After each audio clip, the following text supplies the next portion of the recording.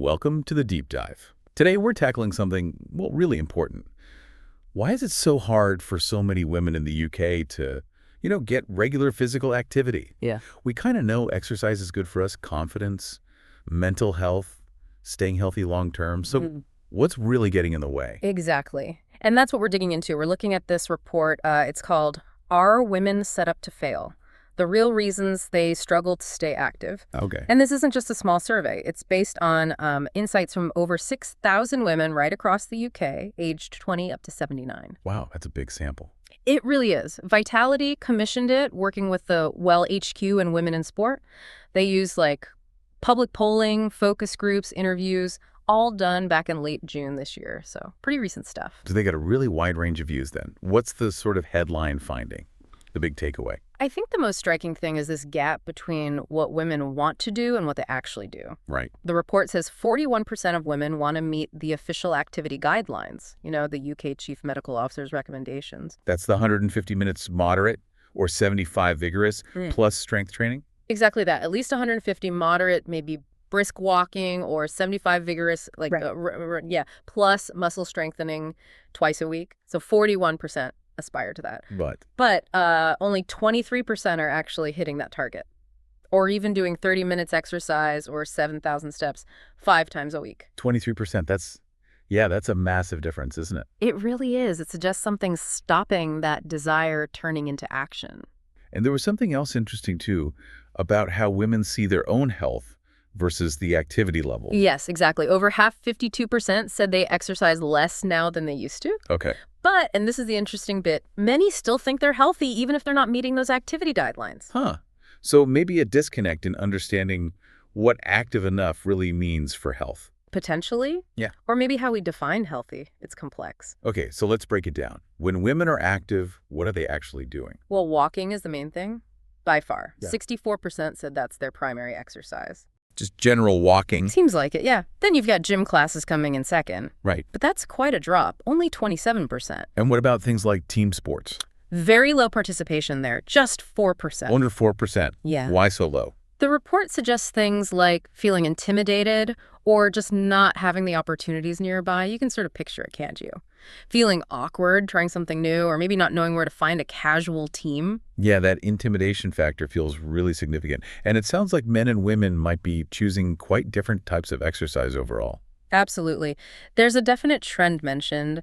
Men seem more likely to be involved in, structured team sports. Okay. Whereas women tend more towards independent exercise, walking, gym classes, maybe home workouts. Interesting. Could be social factors, marketing, maybe just preference. Probably a mix of all those things.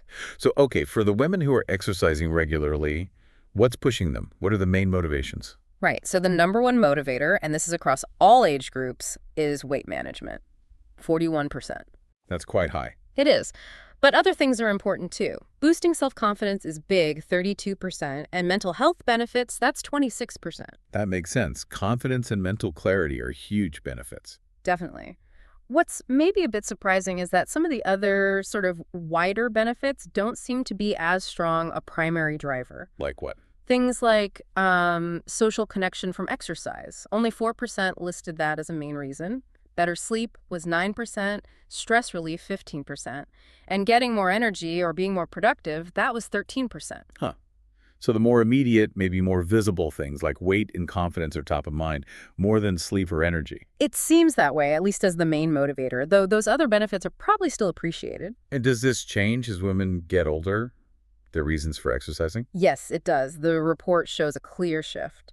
Older women tend to focus more on, the functional side of things, like maintaining general health, keeping good balance, staying mobile, less focus on perhaps aesthetic goals, more on long-term well-being and independence. That makes a lot of sense. Priorities change. Okay, so we know what women do and why some do it. Let's get to the core issue, the barriers. What stops more women being active? This is where it gets really revealing. The absolute top reason given, lack of motivation. A huge 82% say of that. 82%. Wow. Yeah. And closely related, 65% said they just don't enjoy exercise. They see it as a chore. Oh, that's tough. if you don't enjoy it. Exactly. It's hard to stick with something you see as a punishment. And then there's that fear of judgment again. 62% worried about body image or, not being good enough at the activity. Those are really powerful psychological barriers, aren't they? Not just practical ones. They really are. But the practical ones are huge, too. Time is a massive issue. Especially for certain groups. Yes, particularly for women under 50 and definitely for those with children. The report found 36% of women feel guilty taking time for themselves, like for exercise. Guilty. That's a strong word. It is, and it shows where exercise often sits in the list of priorities. Less than 20% put exercise in their top 3 goals for themselves. Compared to over 40% prioritizing family and 30% focusing on their mental health. Exercise often gets squeezed out. And what about big life changes, like having a baby or menopause? Huge impact. The physical changes, energy level fluctuations, just the massive lifestyle shifts during postpartum and menopause, they create significant extra hurdles for keeping up activity. It paints a picture of women being pulled in many directions. Yeah, constantly juggling, often putting their own needs last. And it sounds like just finding the right information is another problem. That's a really key finding. Very few women, only 9%, feel they actually know what types of exercise are best for them at different life stages. Only 9%? That's incredibly low. It is, and confidence is low too. Less than 1 in 5 feel confident adapting their routine if their health needs change. So where are they getting information from? Younger women, especially, tend to rely on friends and family, which, is great for support, but maybe not always the most evidence-based advice. And social media. I imagine that's confusing too. Oh, definitely. Loads of information, often conflicting, some of it just plain wrong. It can be overwhelming. And unfortunately, the report notes that GPs often don't have the time or resources to give really tailored exercise advice. So a real information gap, not just a motivation gap. What about work? Does the workplace help or hinder? It plays a massive role, often hindering. Work demands are a major reason for lack of time. 83% of women with childcare said work limits their time for activity. 83%? Yeah. And even if the workplace says it supports exercise, maybe they have a scheme or something, 78% of women with that support still say time is the main barrier. So the support isn't quite hitting the mark, maybe? It seems not effectively enough for many. Which is a shame because there's a clear business case too, right? Healthier employees are generally more productive, less likely to burn out, take fewer sick days. So supporting women's activity is good for everyone, really. It absolutely is. Now, before we talk solutions, we should probably mention this is based on a specific study, and like all research, it have context, right? Limitations. Absolutely, good point. It relies on self-reported data, so what people say they do versus what they actually do might differ slightly. Okay. And while it's a big sample, there's always a chance some groups might not be fully represented, maybe women with certain disabilities, for example. And it's a snapshot in time, late June this year. It doesn't track behavior over years. Right. Important context to keep in mind. So the report doesn't just diagnose the problem. It suggests ways forward. Research to action, they call it. Yes, exactly. And a core theme is about redefining exercise, moving the focus beyond just weight loss towards all those other benefits, mental health, energy, longevity, building strength for everyday life. Making it about feeling good, not just looking a certain way. That feels crucial. What else? Tailored approaches are vital. Recognizing that what works for a 25-year-old might not work for someone post-menopause or during pregnancy. We need advice and options suitable for different life stages. Better information again? Definitely.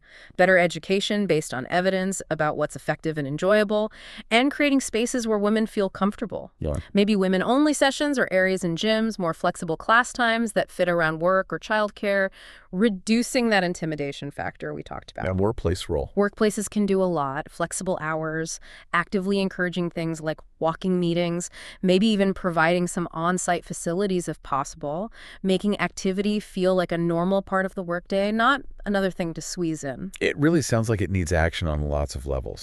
Individual mindset shifts, better information, more supportive environments. Exactly. It's systemic. And this is really where Boost GB comes in for you, the listener. We didn't do this specific research ourselves, obviously. Right. But our whole aim is to take important, sometimes complex findings like these and make them really easy for you to understand and use. We give you that shortcut to getting informed. Yeah, that's the value. Taking dense reports and pulling out the key things you need to know, saving you the time of wading through it all. And if you want more of these kinds of deep dives into important research, delivered clearly each week. The best way is to sign up for our free weekly newsletter. Just head to boostgb.com. It's a great way to stay updated. We also break things down on our YouTube channel, so do subscribe there too if you prefer video. We really try to make insights like this accessible. And the big picture here is that tackling these barriers, it isn't just down to individual women somehow finding more willpower. It's really a societal issue. Yeah. It requires effort from everyone: healthcare, fitness industry, workplaces, communities. Even small changes across the board can add up to make activity feel less like a struggle and more like a natural, enjoyable part of life for women. That's a really powerful way to look at it, a collective responsibility. So that brings us to our final thought for you today. Thinking about everything we've discussed, maybe drawing from the report's own call to action. Yeah. What's your next move? Yeah, what resonates with you from this? Is it maybe trying out a new kind of activity, something that sounds genuinely fun? Or perhaps seeking out some reliable, tailored information for your own life stage? Or maybe it's thinking bigger. Could you advocate for more supportive options in your workplace or your local community? Just something to reflect on. Absolutely. And to keep exploring important topics like this, getting those accessible insights into the research shaping our world, don't forget, sign up for the free weekly newsletter at boostgb.com. And subscribe on YouTube. We're here to help you make sense of it all.